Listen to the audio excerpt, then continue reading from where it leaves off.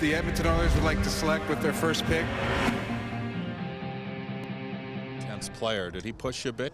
Because as you transition, getting used to sort of being coached by a guy like that as the season wore on, and try to get you to maybe change your game and play with a little bit more assertiveness out there? Yeah, he's definitely, he's a great coach. He was, a real attention to the details. Obviously being in Edmonton there, he was at the NHL level, and coming back, he brought all those little things that the pros do that make them elite. Just kind of working on applying them in my game.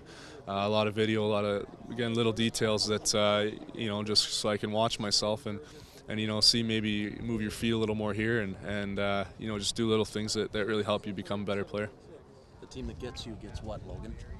Get a big two-way centerman. I think I have elite hockey sense and, creating and letting plays develop. And, I think that my big frame and, my skill for such a big guy, it allows me to play in, a lot of situations. If I was talking about this earlier, the LA Kings win the cup, it's a grinding game, and then Pittsburgh's in the cup and it's a fast game. It's a skill game, and I think that for me, being so big but also having the skill, it allows me to play both. Who'd you grow up cheering for? Who was your team? Honestly, I never really had a team. I was always just kind of watching every game and watching every player and learning. I was from a young age, I think I watched a lot differently than a lot of people. I'd kind of keep my eyes on one guy the whole shift and kind of see where he goes and see just the little things. I mean, you look at the pro level, and when you get down at ice level, it's crazy just the way they pick up passes, the little stick maneuvers, the little things that make them elite and that give them an advantage in the NHL level. Outside of your father, who were some of the other coaches along the way? There's a St. Louis contingent here, but some of the other guys along the way that helped you get here. Yeah, I mean, Mr. Tkachuk, Jordan Janes, they took over when my dad started coaching junior, and Mr. Tkachuk, I think, played me a little more than my dad did. I was out there every other shift, and he helped me a lot. And Jordan Janes really, he coached a lot like my dad did, and Mr. Tkachuk did. He really developed a lot of us when we were at the '97 age group there. And then obviously Bob Bugner in Windsor my first year, and Rocky Thompson this year. They were both huge for, obviously it's a different game at the O than minor hockey, and Boogie really helped me with that. And this year Rocky really helped me really develop my game into a more pro game. How much stronger do you feel like you need to get? Because that's maybe if there's a knock against you, you're big, maybe sometimes not overly physical. Do you take offense to that, or do you understand where some people might be coming from? Yeah, I take a little bit of offense to that. I'm 6'6" and a half.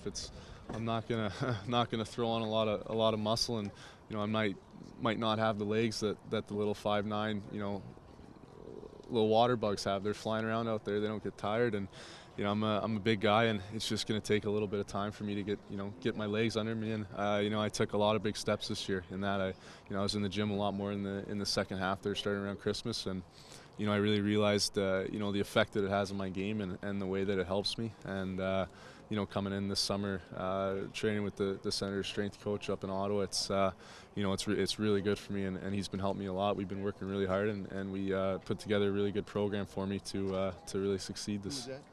Chris Schwartz. Okay, what did the World Junior experience like for you? You obviously had a good tournament. I think you're one of the leading scorers. What did it do for your confidence? The U18s there? Yeah. Yeah, it's being able to join the U.S. team there was awesome. Those are all my best buddies, and they were obviously at the NTDP together, and so going in there, it was like I hadn't seen him in 3 years, but I walked in, it was like I was back on my St. Louis minor hockey team. There's 5 of us on that team that grew up together, and my line was great with Kyler Yamamoto and Casey Middlestat. They're both really smart and skilled, and we had a great tournament together. You mentioned best buddies. Jacob, we were just chatting with him down the hall there, and he just had nothing but good things to say about you. What can you say about him and tell us that maybe we don't know about his game?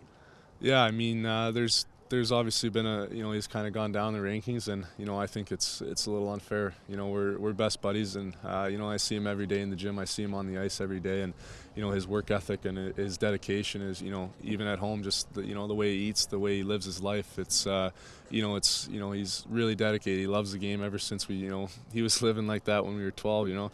I'd go grab a hot dog, and he'd grab a salad, and now I'm just he's just been like that his whole life. He's really had his eyes set on the goal, and he's had it figured out for a while, and I think he's going to be a great NHL player.